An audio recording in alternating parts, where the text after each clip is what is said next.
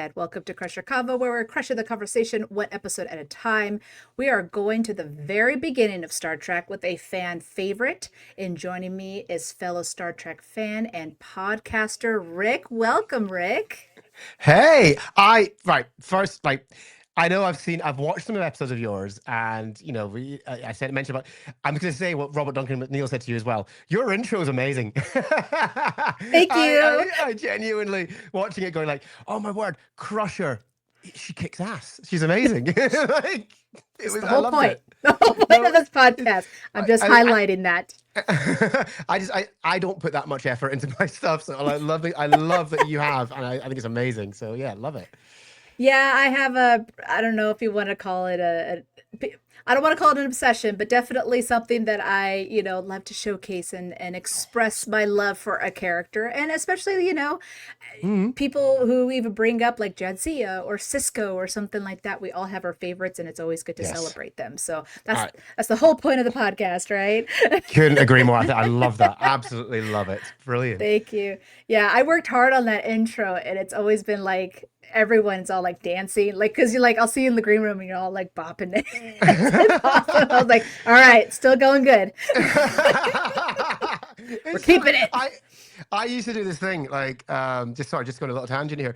I during the pandemic, of course, I did that whole thing that stand-up comedians ended up doing during which was streaming because there was no gigs, there was no live stuff we could do, so we all went onto Twitch and we all streamed. And obviously on Twitch is that whole concept of raiding, where you go raid another channel after you finish streaming and stuff like that. And I was told that consistently I had one of the best raid videos. I don't know if you're familiar, like in the UK, and so there's an Australian soap called Neighbours, which is I've heard huge. of it. Yeah, yeah, I've heard of huge in it. Australia, huge in the UK. Like we love it in the UK. And during the 90s as well, it was like peak like viewing. So I made a spoof of the intro of Neighbours, but me singing Raiders instead. And everyone was like, that's the best intro. I'm like, yes, I know. Thank you very much. And Awesome. it didn't change for 3 years. You know what? I had another fellow podcaster who does Green Shirt and Open Pike, Mm. and I had them for Beverly Crusher Day, and he decided, and they all got like I had different podcasters with like a certain top. One had a doctor, Yeah. one had mother, so just highlighting the best of Beverly, and he did an ER intro of Beverly Crusher. It is the best Oh, thing ever. I'm going to show it to you yes. guys. I'm going to repost it again on social media. It will never die. It is the best thing ever. He did an amazing Wonderful. job. Cameron, love you. Good job. I call him the grandfather of Crusher Convo because he was kind of the inspiration for all this. So Oh, I I was like, love this is that. perfect. Yeah, it is beautiful. Cannot But wait to see it.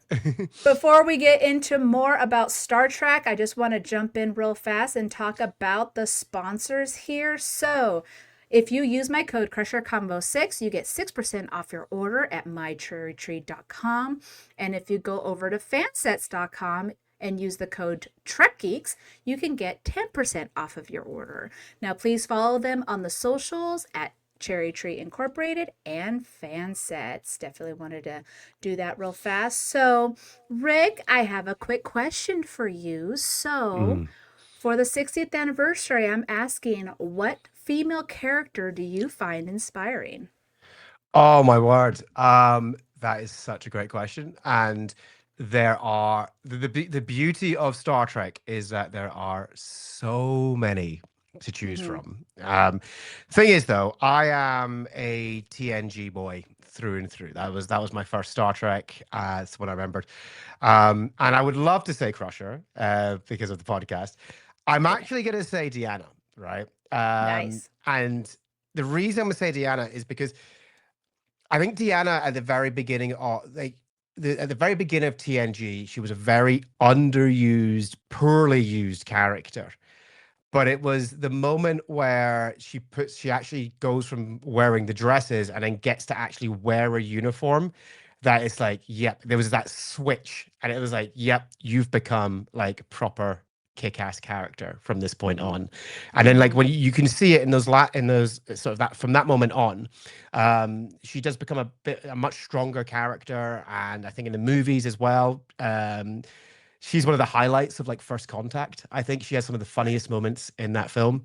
The drunk And scene. Yeah. oh, it's so good. It's so good. Brilliant. But I think I just I love that her character is like it goes through, and it's one that she's always like, I hate to say the word, but abused and used by others. But she always comes back and is always like, no, no, I'm going to keep going, and I'm going to keep being strong, and ends up being, as I said, absolutely kick ass. And then of course in Picard season 3, just brilliant. It's like she's got Riker under control at that point, which is like, yes. That's yep, absolutely. I mean, kudos to Jellicoe because he's the one that put her in the outfit. Yeah. Okay, I know everyone hates Jellicoe, and yes, he was a hard man to love, but he was being professional in the sense, hey, I really would like to see you in a uniform.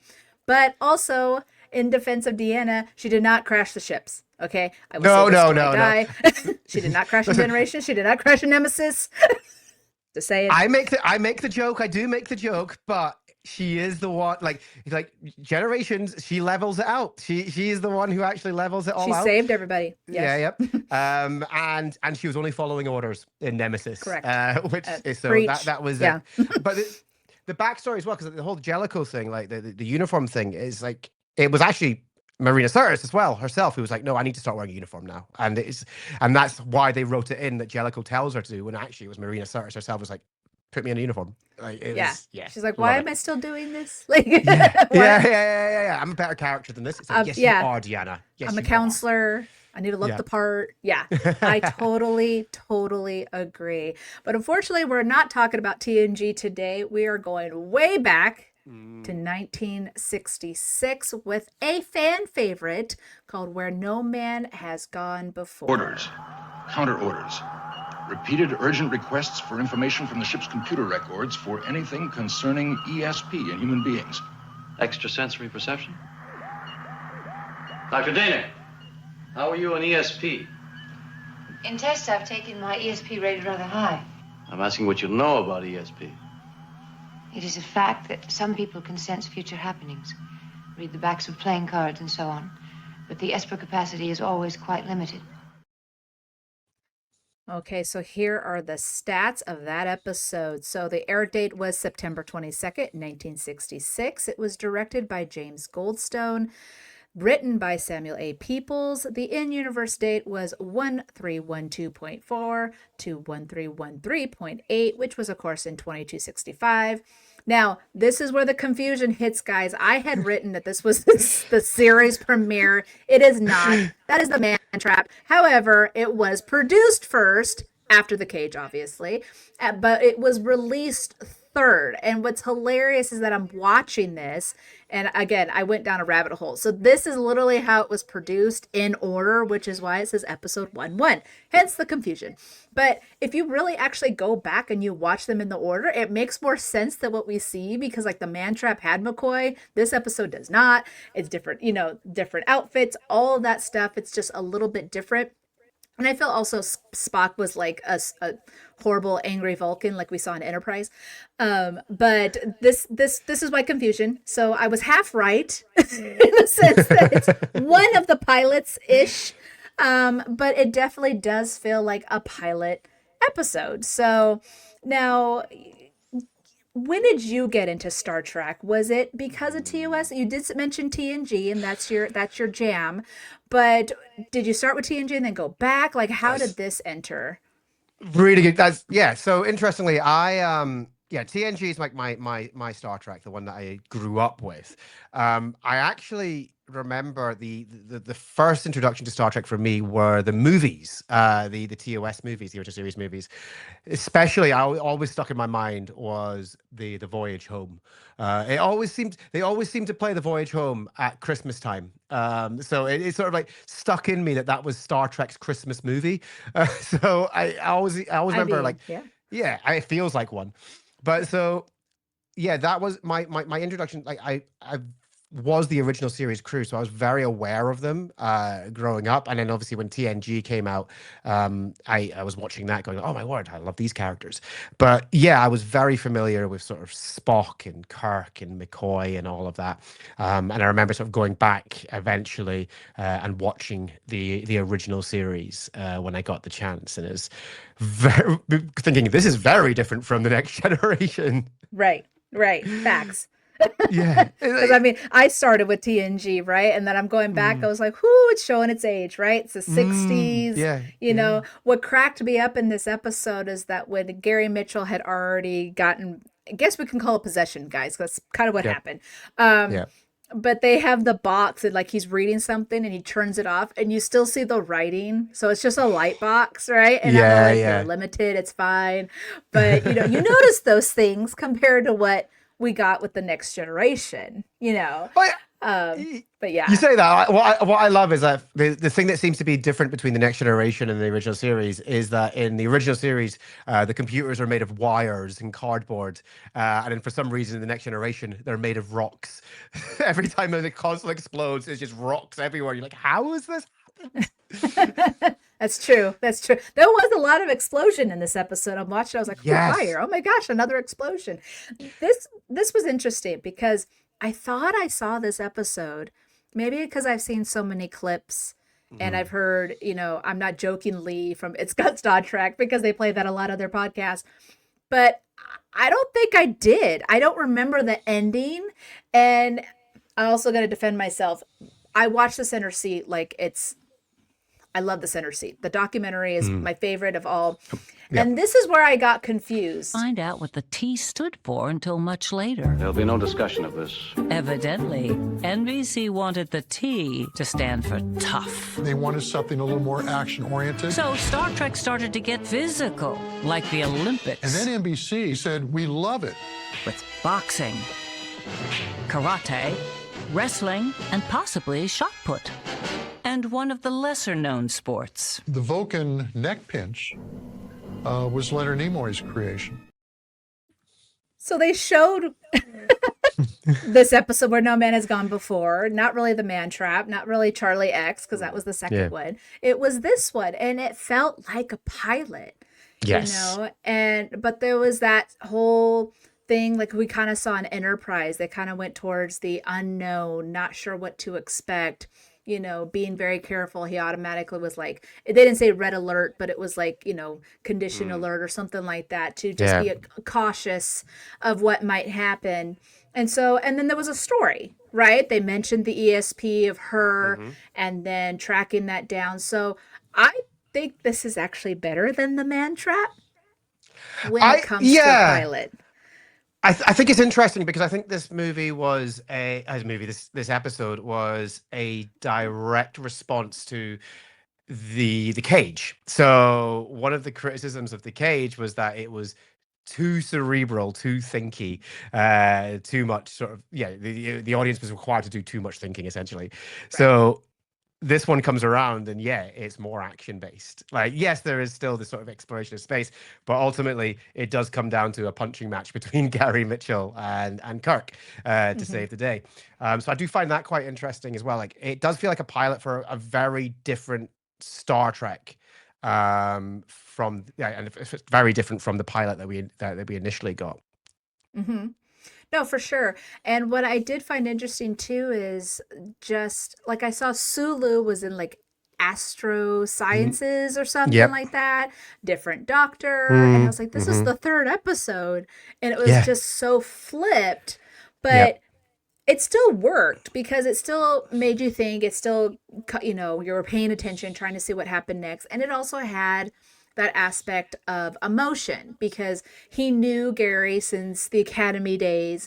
You know, they did bring in this psychiatrist to come in and kind of play the neutral person, right? She was trying to be like, no, he's fine. But then she's starting to notice that maybe he's not. And of course, Spock was just being a total jerk until the very end. But he had his reasons, you know. One thing that did stand out to me that really felt like a pilot versus anything else was the fact that he had mentioned when they were doing the 3D chess, he goes, my ancestor married a human female, which then Kirk made the joke of like, oh yeah, you're bad blood. And I was like, but that was his dad. That wasn't an Mhm. ancestor. I don't Yeah. know. So it changed, right? Like in between episodes, well, they're like, let's make it his father. He's half. Like, I don't know if that was ever mentioned in the cage, or it definitely wasn't mentioned Yeah. in this episode that he was half. So I Yeah, I thought don't that was remember it being interesting how mentioned in the quickly it cage. changed. Yeah, Yeah, I don't think it's so. quite interesting, sort of like, and this is like the standard of like, TNG era, 90s era, and if you look at DS9 and sort of moving forward, and especially today's television landscape, um, television shows are, you have your characters, their backstories are written before the show starts because you're going to tell their backstory and it's all in one long arc. And I think what's interesting is like if you go back to that sort of that era, and you think about the Twilight Zone, for example, Man from Uncle, Mission Impossible, these were all written to be sort of standalone episodes. Yes, the characters you might have the same characters in several episodes and stuff like that. What made Star Trek different, though, was as well is that it was one of the first ones that the ensemble cast kind of did stay the same from episode to episode. There wasn't a huge amount. Like as I said, I just bring up again Twilight Zone, Mission Impossible is a really good, and Mission Impossible is a good example because obviously Nimoy was in that world as well. Different cast constantly, so on and so forth. So yeah, it's interesting. So I don't think they fully thought it through. I think they were like, yes, we're gonna have these things, but I don't think they, in the same way, like in the way that Discovery was probably all pre-planned, like, as much as possible was pre-planned in terms of all these characters and stuff like that. I think like with with original series, it was like, okay, this is Kirk, this is his main things, and then we'll flesh him out as it goes on, and likewise Spock. And I don't really remember. Like it is interesting as you mentioned, like in this one, an ancestor married a human. I was like, well, no, it's you. We know it's you. We know it's going to be you. What point that was decided, I can't remember, and I can't remember it being in the cage. I do remember reading about like the initial makeup tests for Spock having to be toned down a lot because he came out on the black and white TVs looking like the devil, which they were like, yeah, we can't have that in Christian states. Like, so it was interesting. Like, and so like, you get like he does look a lot more. I mean, that's the thing as well. In this one, he looks a lot more toned down from the cage, with his ears are a lot more, Mm-hmm. a lot less pointy than they were if you Mm-hmm. watch the cage, where they're a lot more pronounced.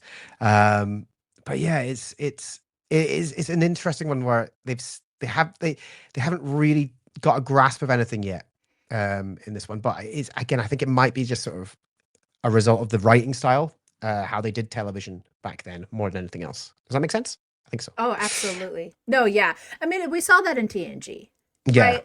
That we were, all the characters were still, we were trying to still figure them out, even Mm. between Picard and Crusher and Riker and even Data, and just understanding who they were. And even the same for the actors. Like, Yeah. there's Yeah. really no direction that they're getting, right? They're just being like, play this character. Okay. I mean, Yeah. Gates is the one that did the whole hypo spray in the neck because she's like, what would be the worst place to put a shot? Haha, the neck. And now it's forever changed, right?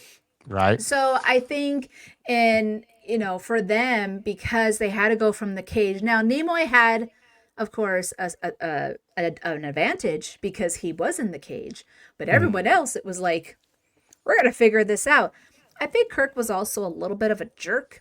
Mm. Because in the sense, like, he got that whether she was a yeoman or ensign or something, but he went Jones and it was Smith. Like, he didn't know his Yeah. crew's names, and I was like, I don't like that. And even in that clip, I just put what her name is, like, Demer or something like that. Denner. Yeah. Something Denner, like that. and Yeah. she is, when he was asked about ESP, she's all like, "Oh, my rates are like my score is pretty high," and he's like, "No, what about it?" Like, and it's like, "Well, you weren't really clarifying the question, dude. So don't be a little snippy." I'm just saying.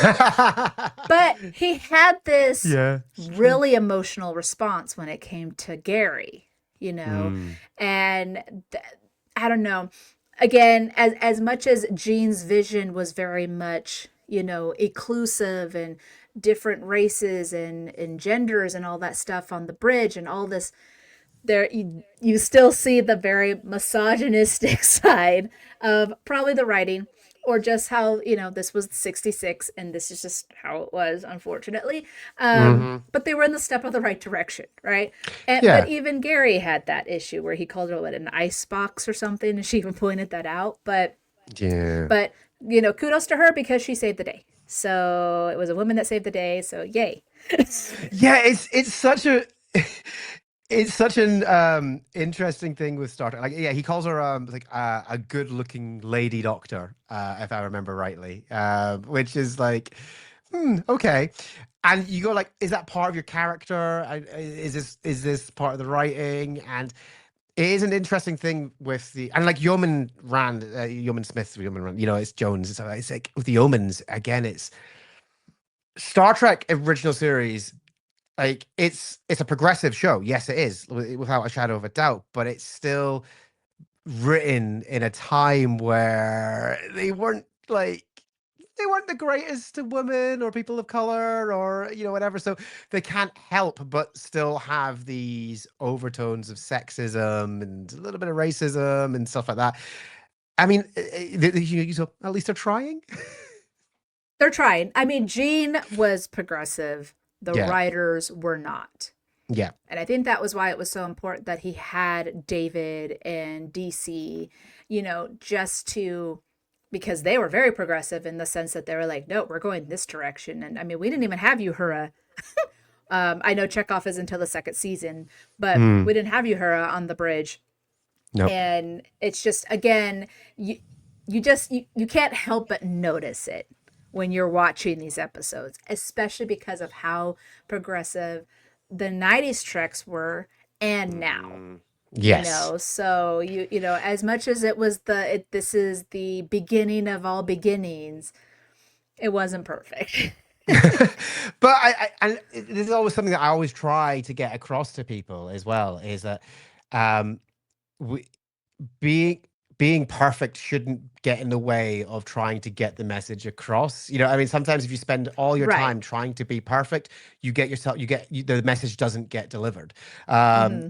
We're going to make missteps. And like, you know what, in 20, 30, 40 years time, I mean, we'll look back on this era of Star Trek with its very progressive attitude and be like, oh, that doesn't age well. I mean, we look at TNG and DS9 and Yeah. Voyager and go, yeah, some of the stuff in there has definitely not aged well.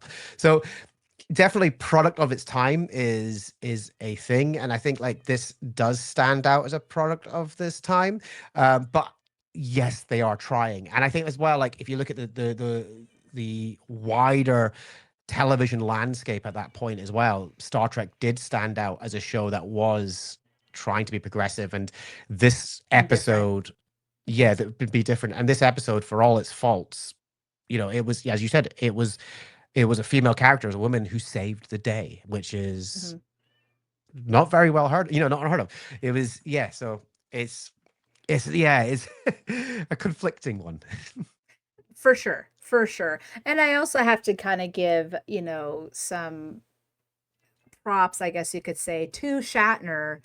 Because again, he's being written this way. So he's reading this and he's like, okay, I'm going to be a jerk to her. Yeah, yeah, yeah, And yeah, I yeah, think yeah, exactly. but even you kind of see him from the beginning to the end, the character being like, you could tell he was doing different things with the character to see what felt right Yeah, and see yeah. where he wanted Kirk to be like.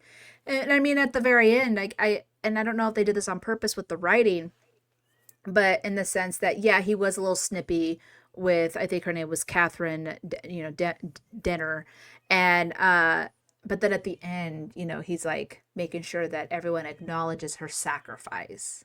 Yes, So yeah. I think that was also very much of Gene's vision of, like you said, no one's perfect, but at least we're learning. Exactly that. And yeah, I yeah, it's so funny. I have such a, as I said, I love the original series. Like, there's so many standout episodes of the original series, and this is one of them. Like, this is actually a very good pilot. If you, and very very good pilot, very serviceable third episode. It's so weird. Like I don't understand why it's where it is. If they released it as the pilot, I think everything would. But I do think the Man Trap is a stronger episode overall. But I think this is great. It's just so weird to see seeing it. But I think this is a yeah, I enjoy this episode as it's one of the ones that I go back and go like, yeah, this is a very good episode of Star Trek. If you want to see what they were trying to do at the beginning, this one has it. And even though it is more action based than The Cage, for example, like the action doesn't feel out of place. The action feels earned. Like it feels like this is what has to happen. And what I love as well is that it's the two men scrapping it out. And it's like, nope, one comes in, saves. All the men can do is fight. Right, right. I was actually looking at IMDb, and what's funny is that people actually rate this higher than the Man Trap. That's interesting. And I do. yeah, Okay. yeah, but very close to The Cage. So out of, and of course this is like 8,000 votes. And of course it's very hard when people rate these things, because we also know about, people will rate things badly because they are being stupid, but whatever. But the cage is 7.6, while Where No Man Has Gone Before is 7.7. Okay. And then the Man Trap is 7.2, and then Charlie X is 7. Which kind of makes sense that Charlie X would be so low, just because I just saw him as a bratty little boy. And then The Naked Time, though, was a 7.8, which is hilarious to me. But they're all in the sevens, except for Mud's Women. That's 6.7. Everyone's like, F that. Like, well, I mean, there's a good reason, There's a good reason, yeah. They're just like, nope, we're not doing that. The one that got an 8, though, the first 8 was The Carbonite Maneuver. Yeah, that makes sense. That is a phenomenal episode. So, and I think in my list it was like what number? Let me see here. It was the second one ever. Well, after third, I guess, if you add The Cage, but without The Cage, it was the second one. Production number 3, which is it's incredible that they hit that so early. And I think, like, it just goes to show as well. And again, with all of these episodes we're talking about, usually the first season of a Star Trek series is rough. A wobble. Yeah, rough. AKA TNG. TNG Code of Honor. Move along home. We don't speak of that on this podcast. Voyager is a mess in the first season. So many of these shows are so bad, but obviously the original series is so strong from the very, very beginning. Like, as I say, Mud's Women, which is so understandable why that's so low, is a standout there. I mean, like I've said it myself on when I was doing a review of it. I genuinely think like the only other show to have almost as strong a first season was Starfleet Academy, but. Well, we know what the reaction was to that. So again, review bombing, right? Like that's what I'm like. I understand how this works because I witnessed that. Everyone's entitled to an opinion, but sometimes we don't have to share it. We don't have to share it, and you should probably watch the episode to have an opinion. Well, because I think some of those probably did not, but. Yeah. It's funny because I'm going down the list, and like right after the carbonite maneuver is the menagerie. Okay. Yeah. And then they did The Conscience of the King, which is it's all right. And then Balance of Terror. So like, and then it went Shore Leave. So there's like it's such again season, but because they produced it so all over the place, and then they threw it out there, I think that's why it's like that. But maybe they did that on purpose. Maybe they knew like this is going to be a good episode, this one's not, let's try and balance it out. I don't know. Again, I'm looking through it myself now. Like Balance of Terror, yeah, great. Shore Leave, the Galileo 7, like just like how have you like. Oh, and then Space Seeds down there as well. Besides Arena though came after. Yep, Spargothos, Tomorrow's Arena. Yesterday. Yesterday. Court Martial. I mean, I mean, if you look at the writers of each of these episodes, then you go like, yeah, that's why that one's good. You know, Right? yeah. DC wrote that one. Okay, there we go. That That's makes why. sense. Yeah, David, Yep. there it is.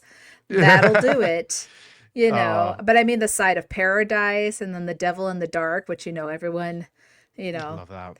I that love that I can't episode. remember that creature's name, but I rooted for that Horta. mama. The Yeah. Horta, yeah. Yeah, that's it. I'm not like Yeah. I'm like, you go after them, you kill those people. Mm, And then of course, even in the first season, they had the City on the Edge of Forever, which that was the yeah. top of the entire season, 9.2 Yeah, a phenomenal for episode. people. And written by Harlan Yeah, Ellison as well. I forgot. Yeah, it's a really, really great yeah, thing. And yeah, and it's crazy as well. It's like as you go on as well, like just coming back to sort of where No Man goes before. I think one of the things that you've mentioned there was angry Spock.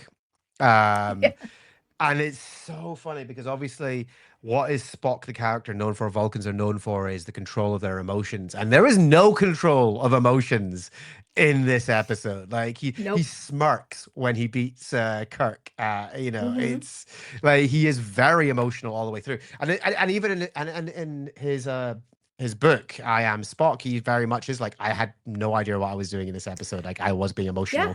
I was yeah. this was the thing.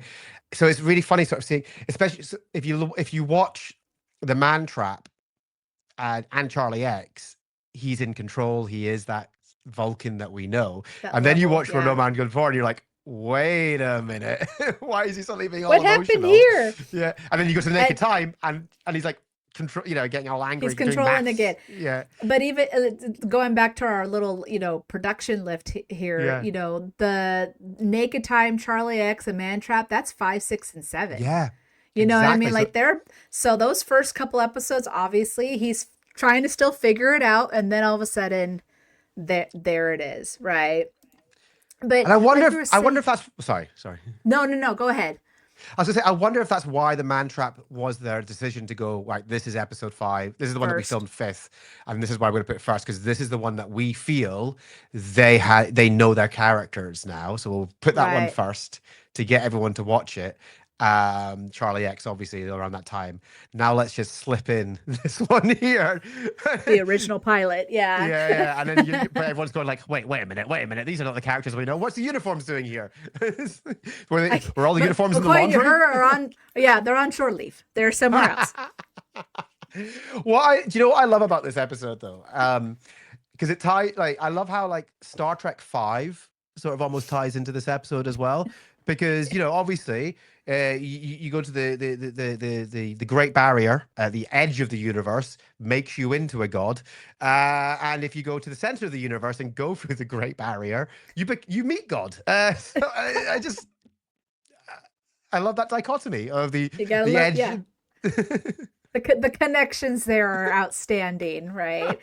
Now, again, though, I think as we're talking about the back and forth and trying to figure out and good Spock, bad Spock, all that stuff, Mm, but I think one thing that they were always able to do in every episode was that human aspect, and the one thing that I mm, loved with the Doctor, where she was fought Spock for a hot second of all, like, well, we have yeah. feelings.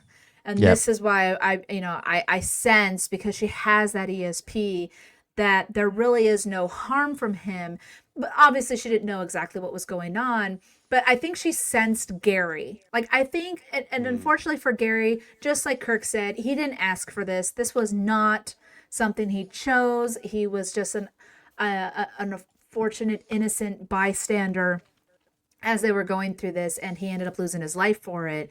And I think she sensed that maybe Gary was trying to be in control of whatever had taken over, but it was those feelings and that human aspect at the very end, where even though Kirk was about to kill Gary, he's like, Gary, forgive me, before he was about to crush his skull in, yeah. which, Yeah. crack up that Gates called it a shot put in the center seat, but because he got pushed back. But she sensed that fear. She knew Gary's gone. Like, there is no Gary. And Mm, she was able mm, to use her last ounce of humanity to stop whatever had taken over. And she sacrificed herself for it. So yeah. That was the one thing, except for Mutt's women, that they were very good, they were very good on when it came to and maybe the naked time. I'm not saying they're perfect; they're still learning. Okay, Of but course. still, like we were mentioning some of these episodes, because even in the Man Trap, it was McCoy. Yeah. And Kirk was like trying to be supportive, but felt something was going on, and we had that whole dynamic, and the Spock being Spock, and then even with Charlie X, I don't know, but again, that episode drives me nuts. I just felt like he was a spoiled child, and I was all like, just slap him in the universe, I don't care. Yeah. Yeah. But again, Kirk was trying to be very father-like. He took him into the gymnasium or something and tried to help him out. So I think that was one of the main things that Gene was every time Yeah. showcase Oh, that. agreed. Yeah. But, in a different way that people weren't used to, which is probably why everyone was so into Star Trek, because it wasn't a Mission Impossible. It wasn't a Twilight Zone. It wasn't a No. Dick Van Dyke, like in the 60s and all that. So I think that's the one thing that we could say that was very consistent throughout, which still resonates 60 years. Yeah, absolutely agree with that. And I think that's the core of like a lot of Star Trek is it's when you try to distill what Star Trek is beyond the space travel and the technology and everything like that, it is what can you do when the best of when you tap into what is the best potential for humanity, and the best potential of humanity is that being aware of each other and being present for each other, and working together, and putting aside petty differences and squabbles and working for the greater good. And unfortunately, we're a very long way from that. But in the Star Trek universe, we had to go through World War III before we learned that lesson. So, it's one of the things. I think that's always been the truth, and I think everything you just said there, I wholeheartedly agree with. And I think that's one of the things that really sort of keeps me within Star Trek, keeps enjoying Star Trek, because it is when people are at their best, and their best is not look how much I can bench, or how, being the best in your field or whatever. It's being the best person that you can be, the best of humanity that you can be. That is when things are not as difficult, and that's when we can overcome hardship and difficulties, and save each other. So that's when Star Trek's at its best. Absolutely, absolutely. So let me go ahead and actually jump into our penny for your thoughts.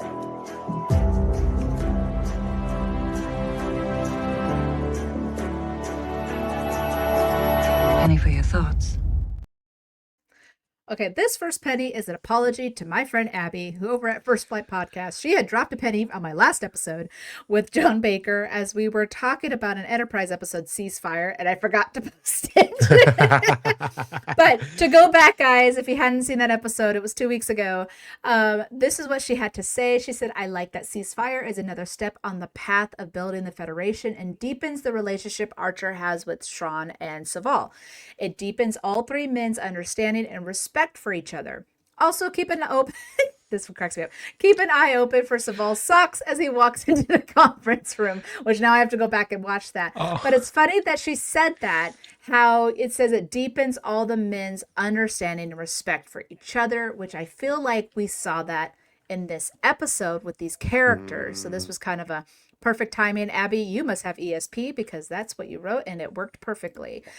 But the other pennies that I got, John, who was my guest for that day, says, "I think what's interesting on a basic level is that Sally Kellerman's character is the ship's psychologist, foreshadowing the arrival of Deanna Troi decades later."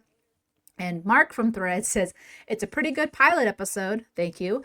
I always find it a little weird rewatching this and the cage because of Spock's smile." So it's yes, emotional Spock. Emotional Spock. Like he's all like, "I don't like that very much, but okay, cool." But let's now jump into the tricorder rating. By tricorder.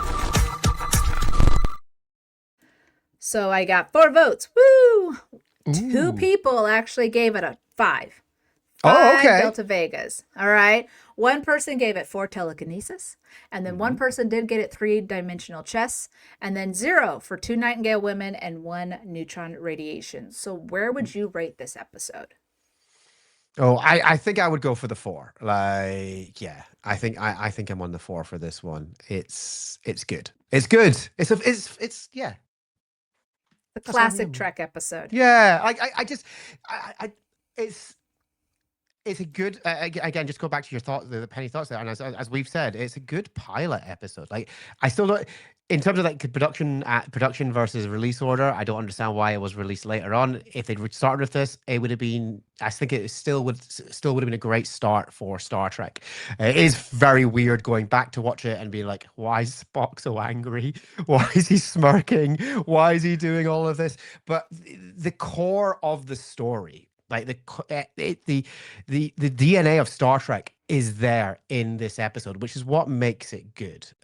Makes it much better than Bud's Woman, and Charlie X.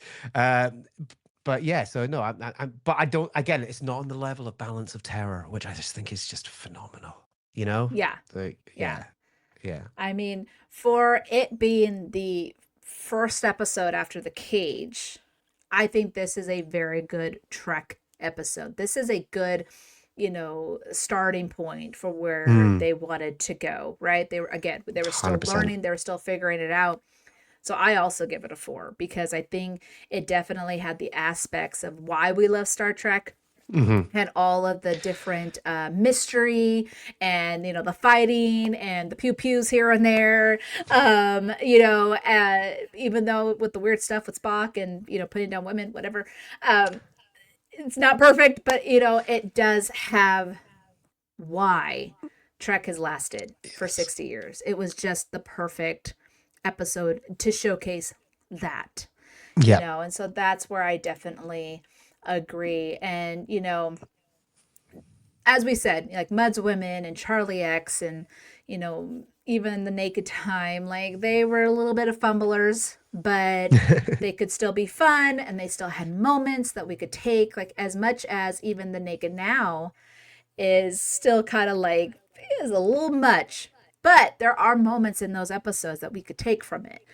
And except for Code of Honor, we will never speak of that episode. Never talk about that. Never talk about that. I know nothing. Okay. So, but you know what? Now let's go ahead and jump into my next episode, which is going to happen in September because I'm going to take August off because of STLV. But so I have no guest yet, but it's going to happen in September. And so this is where my sick bay spinner.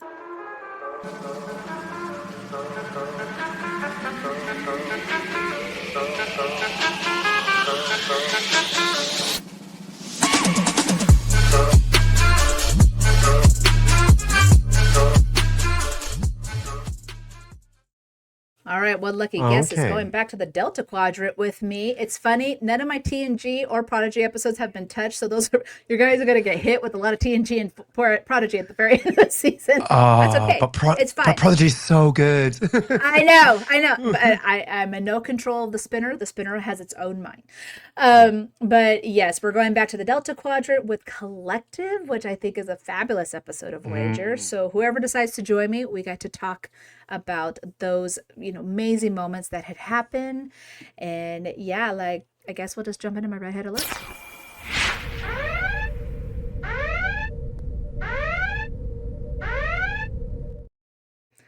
All right, guys, the 4th anniversary of Crush Your Convo is here, and I am ready to celebrate 60 years of Trek with 2 amazing geeks.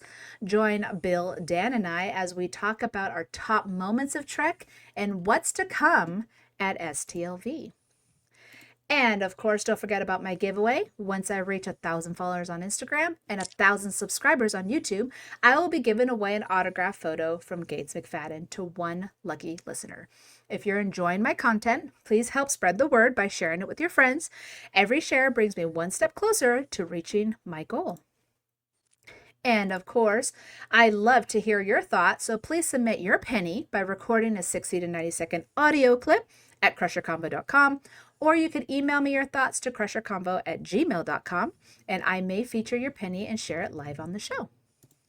And last but not least, and my Patreon shout outs go to Leslie, Dave, Grayson, and Elisa, who are my Commander patrons, and Chuck, Engineer Mark, and Johannes Borg, who are my Admiral patrons. If you would like to support the podcast and enjoy exclusive extra content, just head over to patreon.com/Crusher Combo, and you can sign up for as low as $3 a month. All right, Rick, thank you so much for joining me tonight. Just please let the listeners know where they could find you. Oh, thank you for having me. This has been so much fun. Just like I love talking Star Trek. That's the thing. I do talk a lot Star Trek. So there's a couple of places that you can find me. All social media, just search for my name, Rick Carranza. But if you follow me on YouTube, subscribe on YouTube, I do a lot of videos about Star Trek on there. I've just got a 5 things series about the movies over there. I've done all 14 movies. Yes, we're counting one in there as well. I've done a 5 things series. I'm about to release my rankings of all the movies as well, and I've got a couple of controversial decisions in there, so I'd love you to have a listen of that. The other thing that you can do is I have a podcast as well. So I'm a big Star Trek fan and I have children, so I'm making one of them watch Star Trek with me, and I'm capturing his thoughts on it as we watch the episodes and we're talking about it. He's 5 years old, so his thoughts are our 5-year-old's thoughts on Star Trek. They're brilliant. Have a listen into them. It's called My Next Generation. I say we're working our way through every episode of Star Trek. We've started with Star Trek Prodigy, which is phenomenal. It's if you haven't watched Star Trek Prodigy, you have been sleeping on this show. It is phenomenally good. It is essentially Voyager season 8 and 9. That's what it is, and it is so well done. And my little boy, I've asked him who his favorite character is, and he keeps telling me it's Rock, it's Dal. Do you know who gets most excited of when he sees them? It's Janeway. He loves Janeway, and I'm like, you're gonna love Voyager. So yeah, he's gonna be so stoked. Yeah, exactly. I'm so excited for him. So you can listen to that on all podcast platforms. Rick Carranza, My Next Generation. Awesome. I heard a clip of where you were talking with your little boy, and I was like, oh my gosh, this is so perfect. Because yes, 5-year-olds have just a 5-year-old mind, and very limited in their vocabulary and everything, but you can like absolutely feel the excitement from your son, and it's just that child wonder that even everyone else had watching Star Trek when they were younger, and you get to hear it through your son. It is brilliant. Okay. Oh, it's just beautiful, sort of experiencing it all again. Because I think I must have been about 5 years old when I started watching. Like, I became aware of Star Trek. So for me, it's like, if I turn around to him and say like, "Okay, we're gonna watch Star Trek now," I say, "Yay, Star Trek!" And I'm like, "Yes." My husband got into Next Generation when he was 4. Right. And he saw it with his dad. What was hilarious, though, is that when he was 5, second season didn't have Crusher. It had Pulaski. And he remembers how devastated he was as a 5-year-old. Be like, who's this? Especially because Data was such his favorite character, and she was so mean to Data. He's like, I don't like the mean Data. Horrible to Data. But the 3rd season landed on his 6th birthday. It came out on the 25th. And so he was like, it was the best birthday present. Crusher was back. No Pulaski. And he remembers that moment. Doesn't remember anything else, but he remembers that moment, and it cracks me up. So, but yes, definitely check out his podcast. It is wonderful, and his YouTube channel. And of course, guys, thank you so much for watching. And as always, live long and prosper. Bye.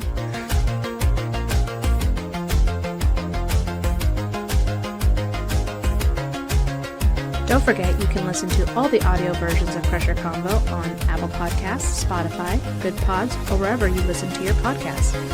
You can support the podcast by buying merch on TeePublic, buy me a coffee by scanning that QR code, or becoming a Patreon member for as low as $3 a month. But the best way to support Crusher Combo is to like and subscribe here on YouTube. You can also find me on Blue Sky, Instagram, Threads, or TikTok, so please follow me there. And of course, all this information can be found on crushercombo.com. Crusher out.